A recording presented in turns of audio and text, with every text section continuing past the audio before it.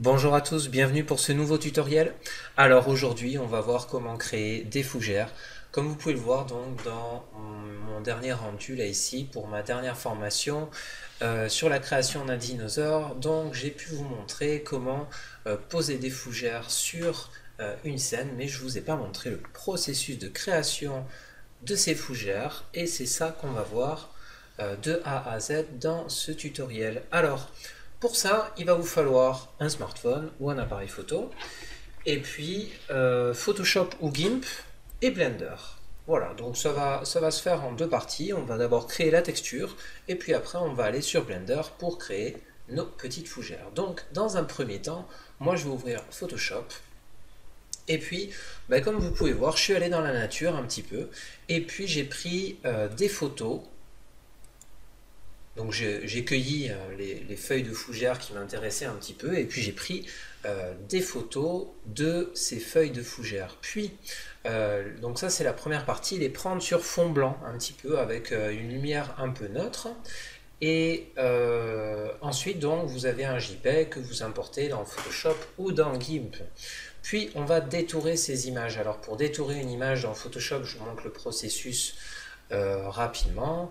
Ici, donc, nous, on veut garder que les informations de notre fougère ici et on veut détourer le reste. Donc déjà, dans un premier temps, là, ici, je vais faire une rotation à 180 degrés et puis je vais faire une sélection vraiment au lasso, un petit peu à l'arrache, vraiment pour faire le tour comme ça et là, j'ai quelques débris sur mon image, tout ça. J'ai pris ça sur une feuille, donc il y a quelques débris de feuilles qui sont restés, et ça m'intéresse pas de les garder. Puis ma sélection, je fais un CTRL-C et je fais un CTRL-SHIFT-V pour la laisser sur place. Puis j'ai un nouveau calque, alors je masque celui qui est en dessous ici, et du coup je me retrouve uniquement avec celui-là. Ensuite, pour détourer, on va utiliser l'outil magique ici. On va garder une tolérance à 15 et puis une sursélection, c'est-à-dire que ça va ajouter à la sélection à chaque fois, d'accord? Chaque clic va ajouter à la sélection. Et puis on va sélectionner le tour comme ça. On va se rapprocher au fur et à mesure, donc comme ça, avec plein de petits clics, on va finir par avoir, on va finir par avoir notre sélection, d'accord? Et au fur et à mesure, comme ça, on va pouvoir affiner notre sélection. Voilà. Alors vous pouvez tenter, malgré tout, faites attention à ça parce que ça marche sur certaines textures, mais pas sur toutes. Vous pouvez tenter dans certains cas d'utiliser le non-contiguous ici, ce qui vous permet de tout sélectionner, de tout sampler sur toute l'image, et ça va peut-être aller un peu plus vite pour votre texture, de tout détourer comme ça. Mais faites attention, il y a des parties peut-être à l'intérieur de la... pour certaines textures, hein, peut-être pas pour toutes, mais des fois il y a des parties à l'intérieur. Voilà, par exemple, on voit ici sélectionner ces pixels. Donc là, c'est pas très grave pour cette texture, on va pouvoir continuer comme ça. Mais faites attention, n'en abusez pas trop. Dans certains cas, ça marche, dans certains cas, c'est pas terrible. Donc là, je finis, vous voyez là, j'ai pris pas mal de ces pixels-là et c'est pas forcément intéressant tout le temps.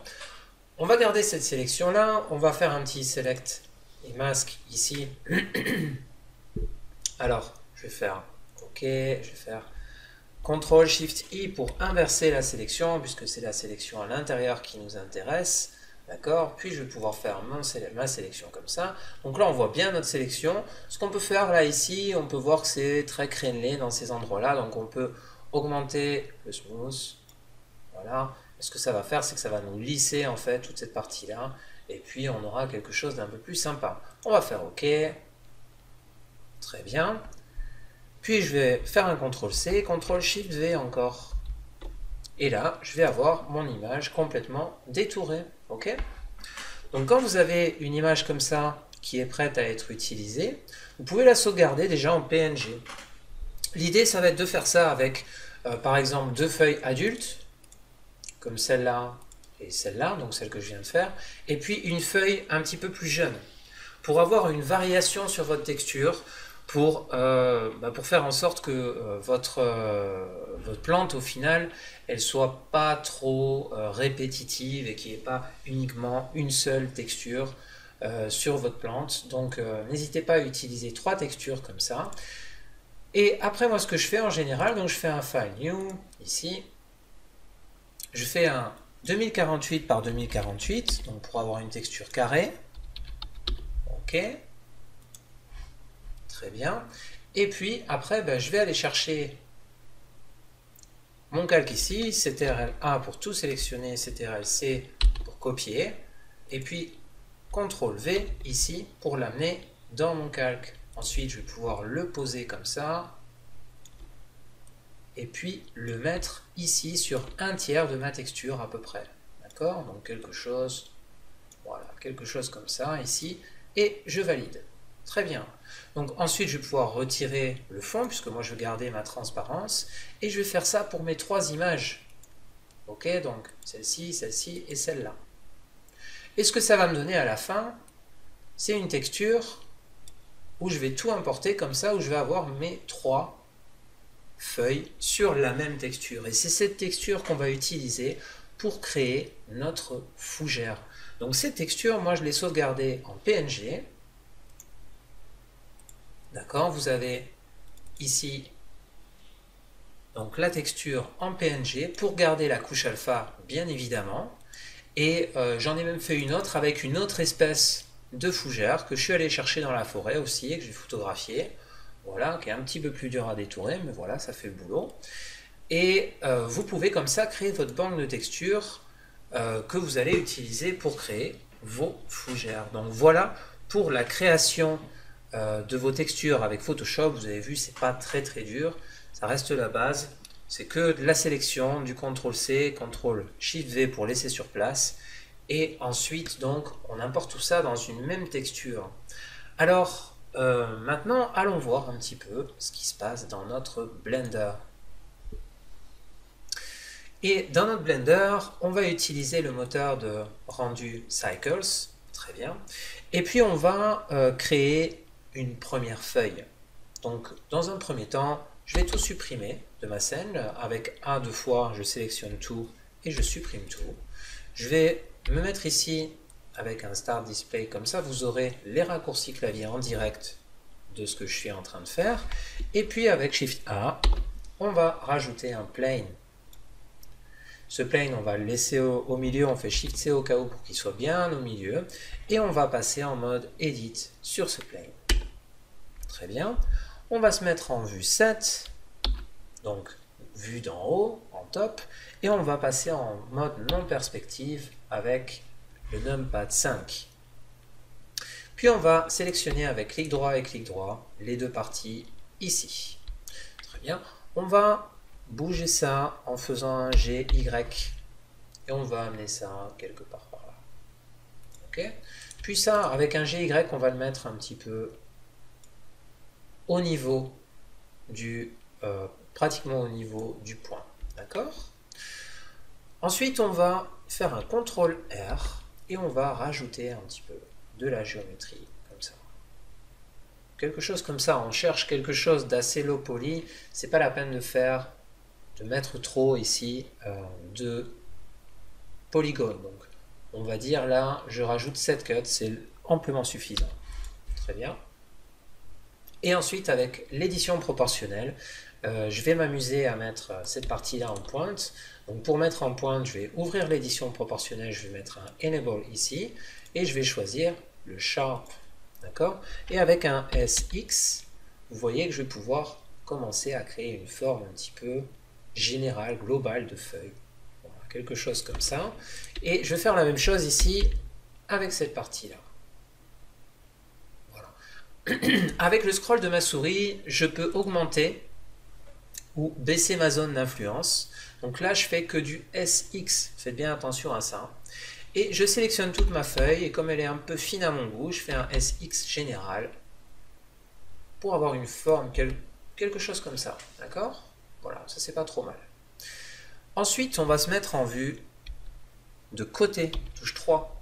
Donc là, on a notre feuille qui est placée comme ça. Hein. Et on va sélectionner la partie ici. Et avec l'édition proportionnelle activée toujours, et la partie là, pardon, et avec l'édition proportionnelle activée toujours, donc je vais faire un GZ cette fois.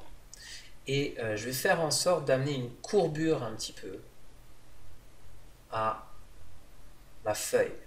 Vous pouvez voir, ça va donner quelque chose comme ça. D'accord? Très bien, donc là je suis à peu près content de ce que j'ai. Maintenant on va s'amuser avec un CTRL-R, on va rajouter juste un loop au milieu. Je vais le forcer à 0 en cliquant 0, puis un deuxième clic et mon loop va arriver ici.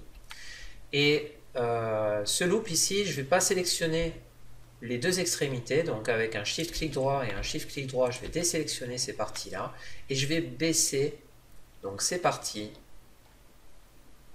voilà, pour avoir cette forme-là qui va ressembler un petit peu plus à une feuille. Alors vous pouvez même faire rajouter encore un loop ici, le remonter éventuellement. Moi je choisis de rester assez low poly, donc on va rester comme ça, avec cette forme-là, dans un premier temps. En vue de côté toujours, je fais en sorte que ma feuille ait la base ici de la tige qui soit donc vraiment au niveau du point d'origine de votre objet. Toujours en mode edit, on est d'accord. Puis je vais faire une légère rotation et je vais l'amener ici comme ça. Voilà, pour avoir une forme un petit peu plus comme ça. Éventuellement, je peux reprendre un petit peu la pointe et en vue de côté encore, avec un G, amener un petit peu cette forme plus organique. Toujours pareil, donc pour avoir une forme de feuille. Très bien, on a une première feuille ici. Et ça va être un premier objet.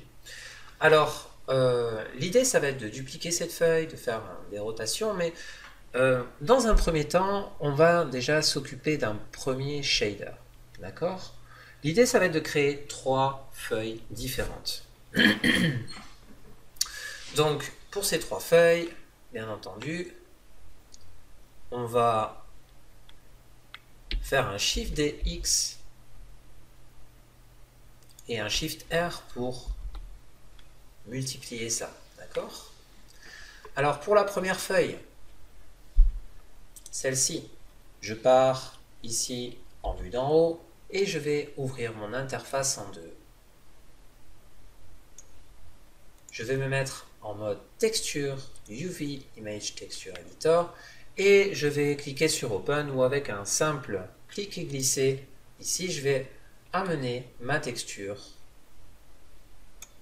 dans Blender. Très bien. Ma première feuille ici, je passe en mode Edit, je sélectionne tout, je fais U, Unwrap, et j'ai ma feuille qui est dépliée. D'accord?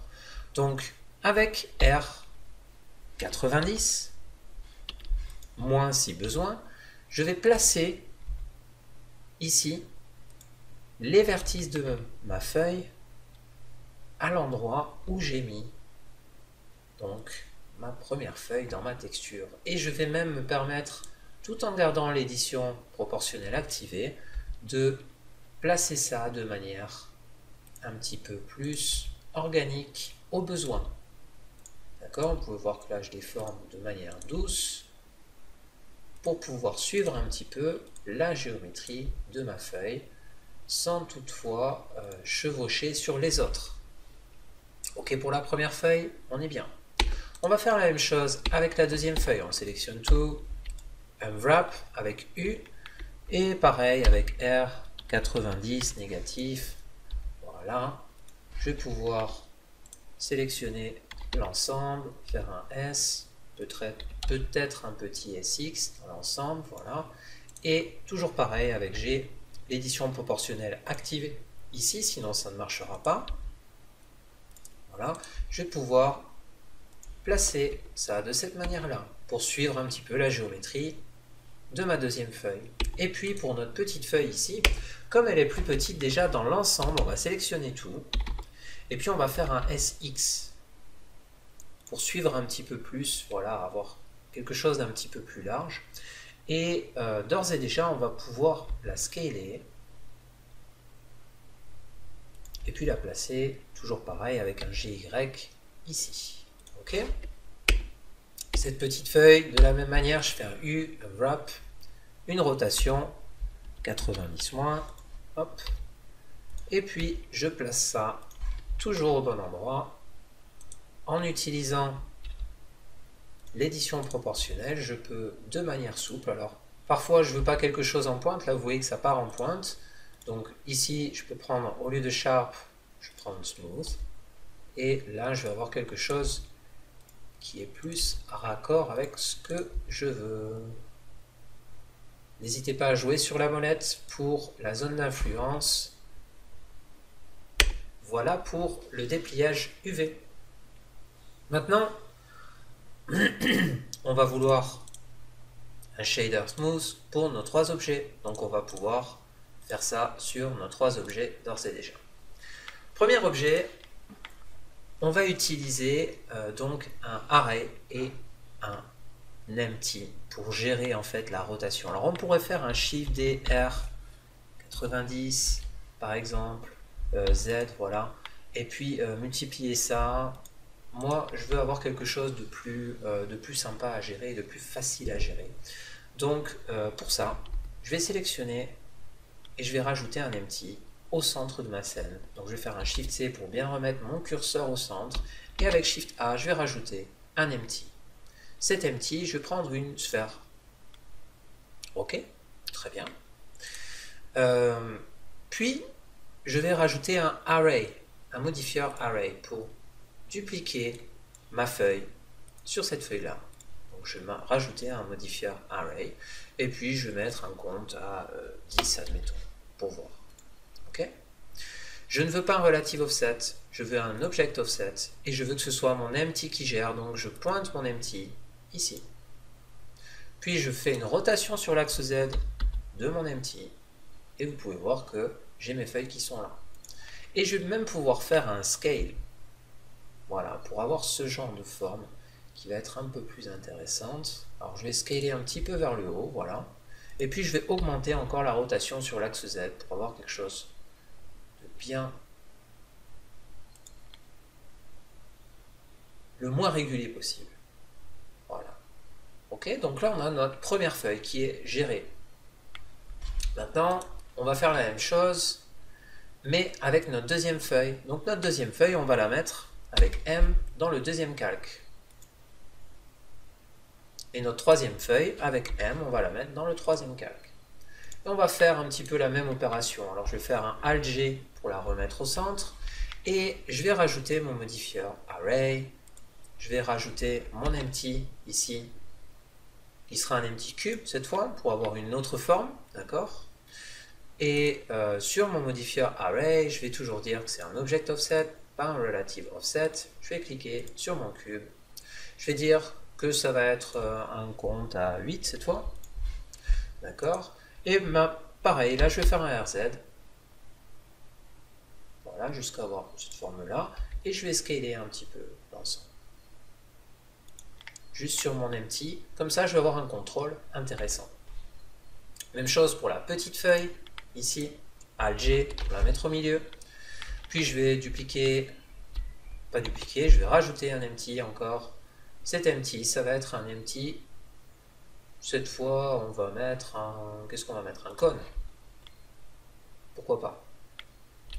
Puis on va mettre un modifieur array sur notre, toujours sur notre feuille, ok, et on va mettre un offset ici avec l'objet, un count à 7, et on va faire un RZ et un S. Très bien. Et là on a, donc si j'ajoute mes trois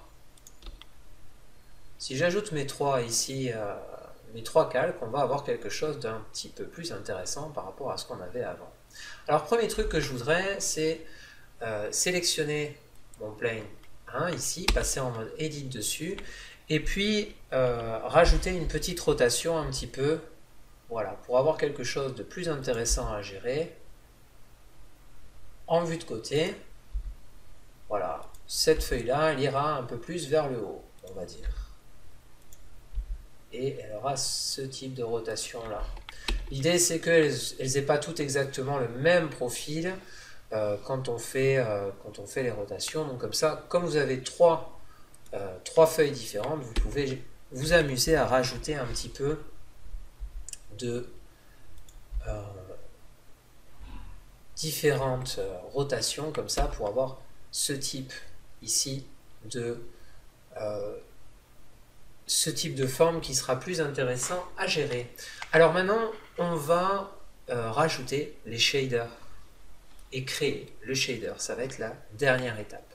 Donc on va sélectionner notre plane 1 ici et on va splitter ça en deux, se mettre avec un node editor cette fois. Et dans notre Cycles Render, on va aller dans Easy HDRI. C'est un petit add-on que je vous conseille vraiment d'installer. Vous cherchez Easy HDRI sur Google et vous allez trouver ça.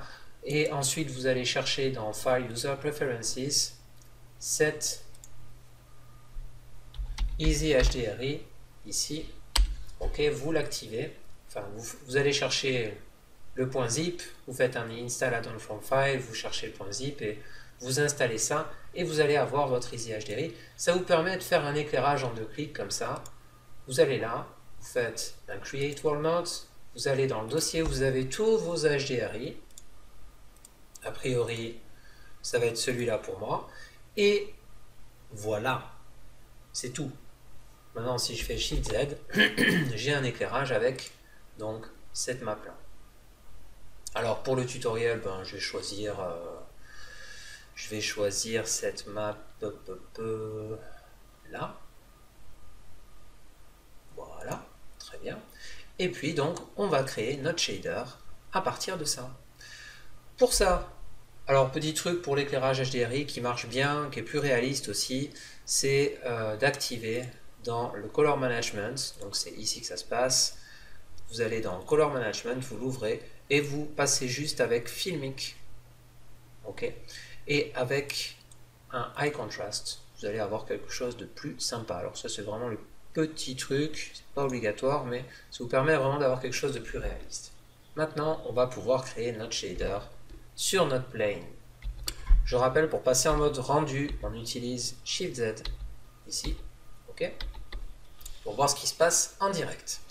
Alors, puisque c'est ça qu'on va faire, on va faire justement cette petite chose. Et on va créer un nouveau shader.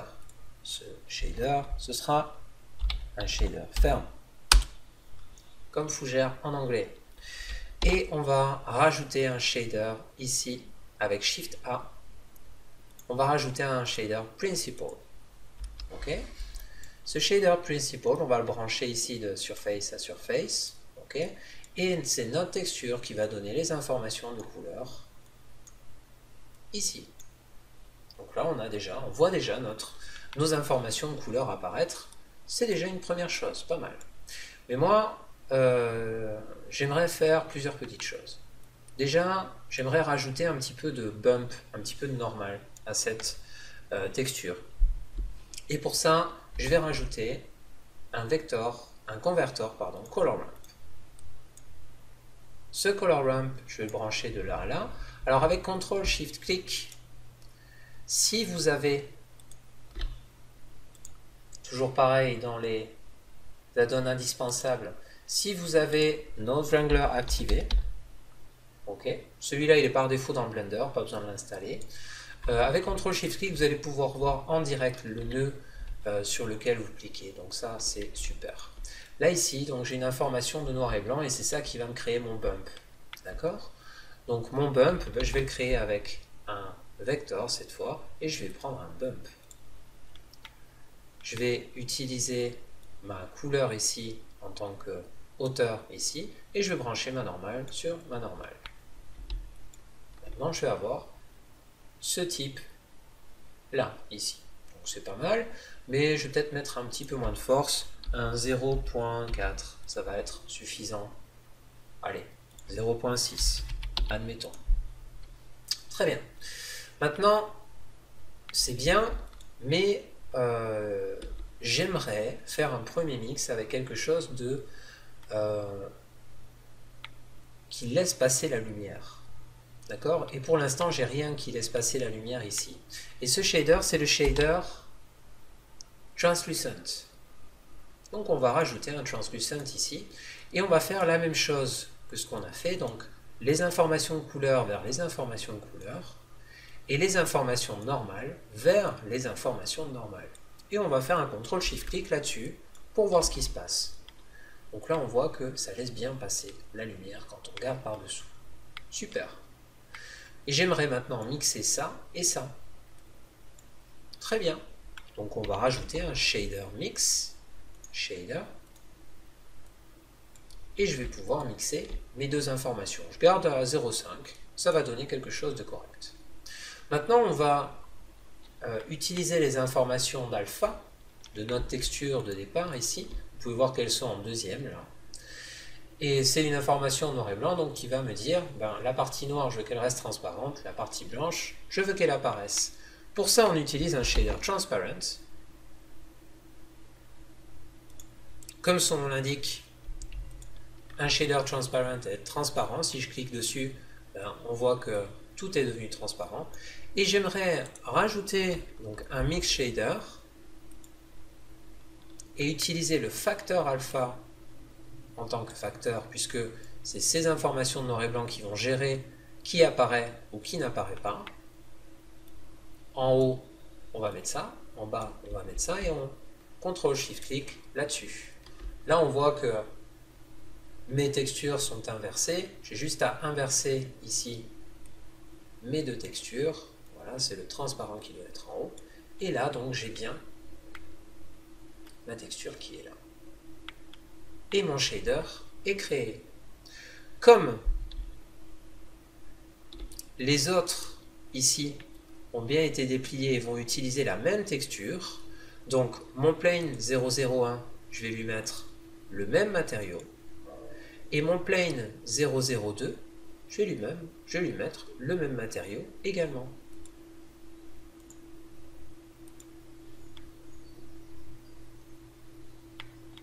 Et là, on a bien quelque chose d'intéressant à montrer donc pour notre résultat final. Quand vous voulez exporter ça ou importer ça dans une autre scène, donc l'avantage de ce système,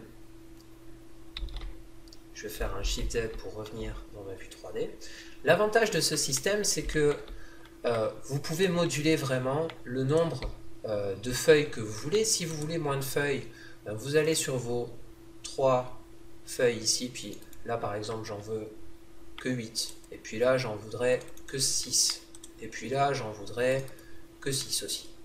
Ok. Et puis des fois on veut changer un peu les rotations, donc on fait un RZ pour ajouter une feuille par-ci, une feuille par-là. Voilà. Et ça vous donne la possibilité comme ça de créer différentes modèles de fougères assez facilement et très rapidement. Après, ce qu'il faut, c'est sélectionner vos 3 planes. Okay. On va les dupliquer et puis les mettre dans le 4e calque avec M. Et on va faire un apply sur tous. Puis on sélectionne les 3 et on fait un CTRL-J pour avoir une seule fougère. Dernier petit truc pour rajouter encore quelque chose de plus réaliste. L'idée maintenant, ça va être d'aller en mode Edit ici, de sélectionner un petit peu les pointes et de se mettre avec le curseur en tant que point de pivot ici. D'accord? Donc on va sélectionner un petit peu, une pointe par-ci, une pointe par-là. Voilà, quelque chose comme ça.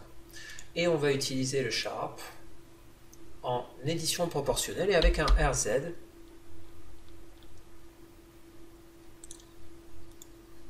En Connected, vous allez voir que vous allez pouvoir gérer un petit peu comme ça. Faire une rotation comme ci. Et puis on va en sélectionner d'autres. Donc clic, shift clic droit, shift clic droit. Voilà. et puis une petite rotation dans l'autre sens. Pour donner un peu de réalisme à l'ensemble, puisque bien entendu les feuilles dans la nature elles sont jamais complètement droites, il suffit de regarder la photo que j'ai prise pour bien le voir.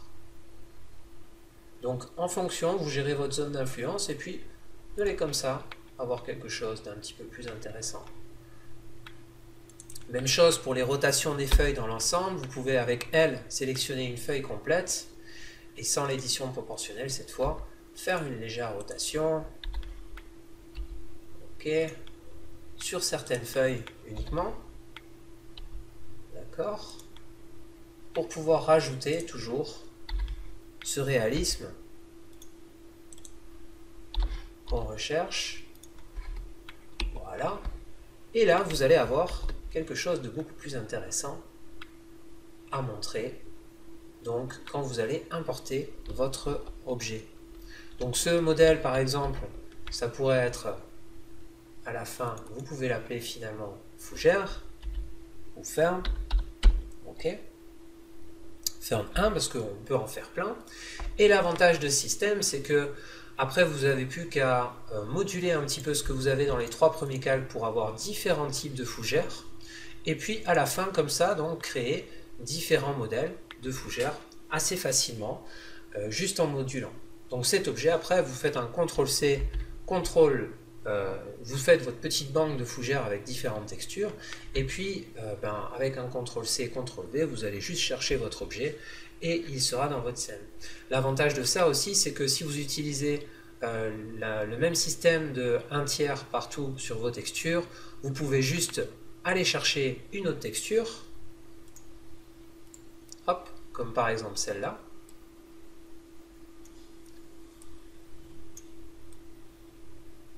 hop, l'importer ici, et puis la changer donc dans votre shader, bien entendu, et aller chercher en UV bon, pour voir si c'est bien, si ça suit bien le tour de la feuille, et puis vous allez avoir une autre instance de fougère comme ça très facilement.